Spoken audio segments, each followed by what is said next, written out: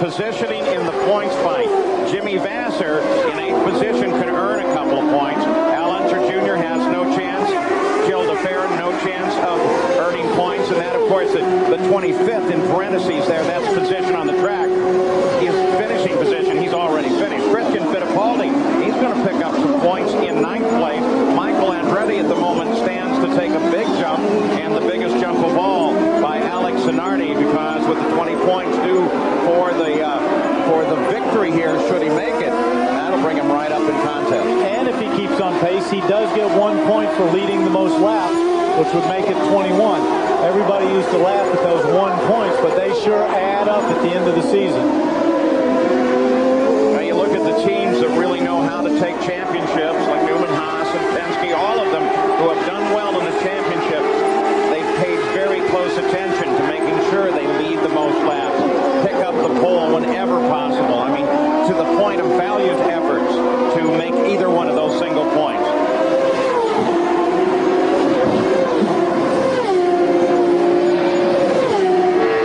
And to clarify, DeFerrin is still on the track.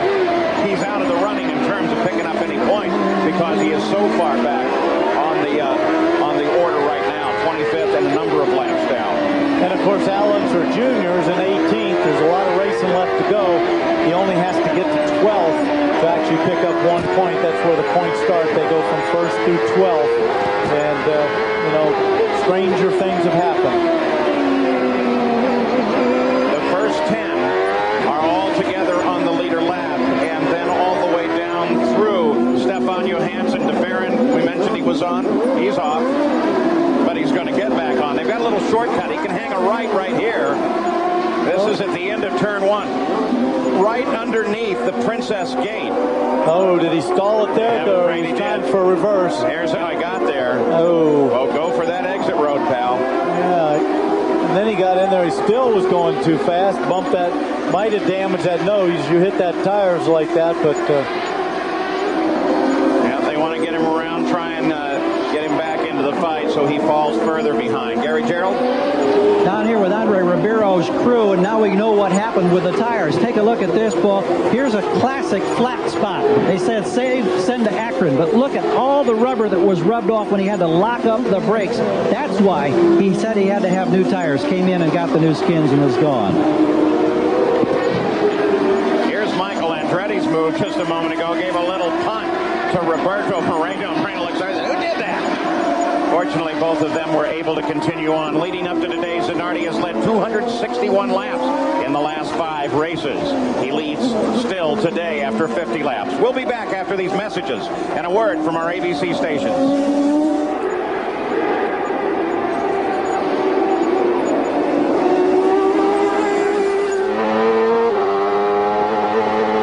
While we're watching Michael Andretti for a moment, let me tell you that the Villeneuve has flown out by helicopter from a week's holiday before Benetton had even lodged their protest, which they put in after Villeneuve had won the British Grand Prix today. The protest was declared to have failed in a statement from the race stewards issued more than 3 hours after the race, but Benetton then announced that they had lodged notice of their intention to appeal against the decision within the next week. And that means that today's race result, which had Villeneuve first in the British Grand Prix, remains unofficial pending the outcome of the appeal. You heard it first on Eurosport.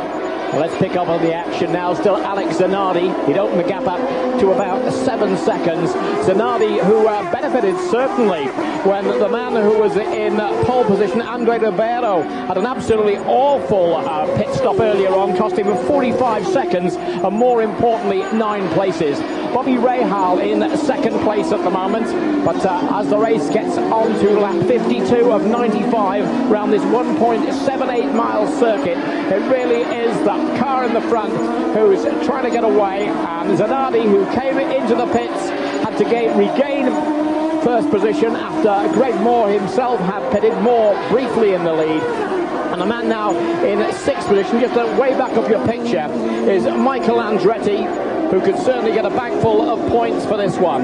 But the leader, car number 4, and that is Alex Zanardi with the Targa Reynard Honda. He was just a shade off pole position pace of Andrea Ribeiro, but the Italians now making it count where it matters. And the gang behind, well, they're battling it out, and that's allowing him again a little bit of an advantage, because if you held up your history, and now in car we go, and a real opportunity to get round this circuit. It's got 11 overtaking points on it, and this is Bobby Rahal with getting clean onto the apex and back out without battle. Rahal still in second place, but Zanardi still the leader. Fernandez, what a good race he's having. Yet to win in this year's IndyCar Series. This is 11 of 16 rounds. And that looks to be somewhat of a leisurely situation in the pits there. No threat from that one.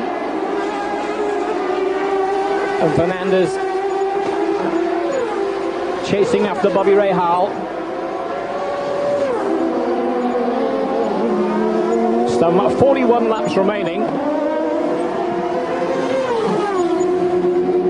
And we can go back over to get those exciting moments from Paul Page and Danny Sullivan.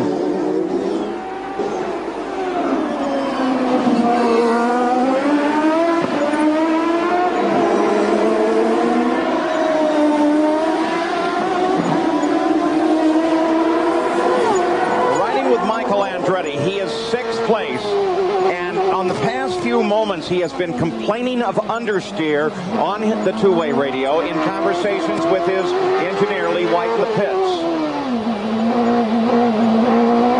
Well, you see how rough that track is with his hands darting around like that, bouncing around. That's one of the smoother sections there.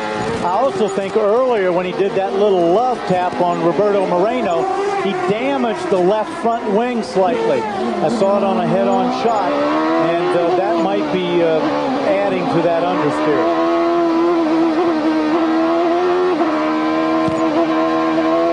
Michael has elected to keep the car out and not make a change, but they have been discussing more. He spun it completely, got it going again. Delco car is Eddie Lawson coming up behind, driving for Rick Gallis. Watch the blue car. Got in there hot. Locked up those rears, spun around. Whoa! I don't know if that did any damage. Those tires, they look pretty soft, but wing looks okay right there. I don't see any real damage, so he should be okay. Yeah, but like you said a number of times, though, Danny, it's a sport where thousandths of an inch makes a lot of difference. That wing could have gotten jolted. That's right, but as we saw even Greg Moore yesterday in qualifying, banged the wall hard enough to break a rear toe link, and he kept going a lap, and it was almost as fast as when it was normal. I'm not so sure he's that affected by it. Alex Zanardi leads it. Richie Hearn, of course, started well in the back as he comes back his first visit with IndyCar since run at Long Beach, and he's had some problems earlier this week and today, Gary. Paul, he had a big test crash early in the week. I know you were very, very sore. How tough has it been for you today? Well, I probably shouldn't even have run, but I thought maybe I could make it through. But yeah, I was okay for about the first 30 laps, and then my neck is just so, my neck and my back is so sore. I just can't even hold on to the steering wheel, and I'm just in the way out there. So, instead of just doing that, I just decided to come in. A former Atlantic winner here, out of it because of the problems with the neck and shoulders, Paul. Driving for John Della Penna. Richie Hearn, we hope that he feels better very quickly. He's fun to watch. Zanardi, 57 laps complete.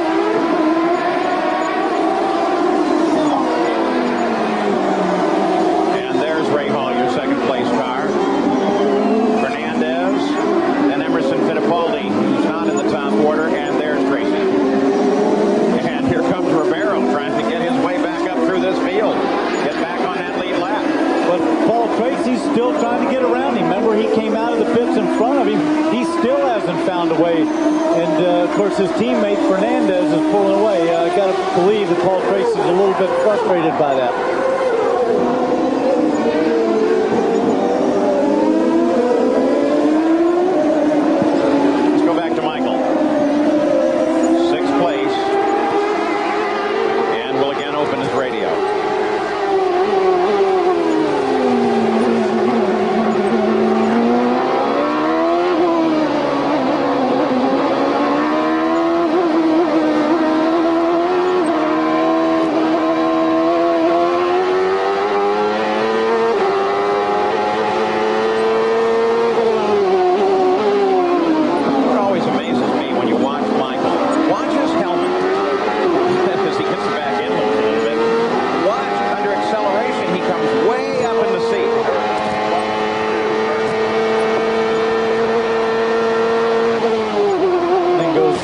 into braking. Also notice that Jimmy Vasser does that as well. Seems to come up when he gets to the corner there. There's Vasser. What they were talking about was Brian Herta, who's just behind Michael. 1 second back. 8th place Jimmy Vasser. Of course, there's a little rise there, so he comes up to look over the front of the car a little bit, see exactly where he is. So he goes down when he goes into that braking area, just ever so slightly. Nobody does it quite like Michael. Of course, I'm sitting up here analyzing. I'd hate to think what I look like in there bouncing around. You had very wide eyes when we look at you head on. Paul Tracy, as he finally gets his way around Henry Ribeiro, but it took this just before. Boy, he can't enjoy that after that. That's exactly when you flat spot a tire like that, lock it up that hard. That's what. Oh, there's Michael. He's off. So the handling problem, we think, induced by a problem with the front wing. See the right front tire? Look at those black marks. That's where he's locked up and flat spotted that tire right there. See how those flat spots on there? That'll make the tire square. That's what Andre Ribeiro had to make a pit stop for it with that big spot. That's just what, and we saw Paul Tracy do that just before we turned to this shot. And with respect to Michael, we won't open the radio now. I'll tell you what, Michael is one of the pleasant ones to listen to. He's really well controlled on the radio. Was that in reference to Michael, or was that in for our fans out there that didn't necessarily want to hear that language? A little of both. Though Michael does not. I mean, that's not really his nature. There's Mario, the Don of the family, the senior Andretti. Greg Moore getting by right there. Mario is able to watch as Michael finally gets going. Oh, he's got that locked up a long time. Then the back. Then he's trying to keep it going, but he was more concerned with getting it stopped. That's why he stalled the car. Yeah, but what got him to lock that far back? Well, what happens, that's pretty late into the corner. I got to tell you, if he didn't get on the brakes until then, what the situation is over there on that side is very rough. There's some bumps down in there, and if it gets a little bit light going in there, one of the tires comes up, and he's in there deep. You lock it up. In fact, you can see a flat spot on the right front as he comes into the corner, right after he hits the brakes the first time. Oh, yeah, he was in there deep. He was in there whoa. I'll just park right here. So Michael Andretti takes a big spin and drops down to 14th place in doing so, while Alex Zanardi in the target car continues to lead. 61 laps of 95 done.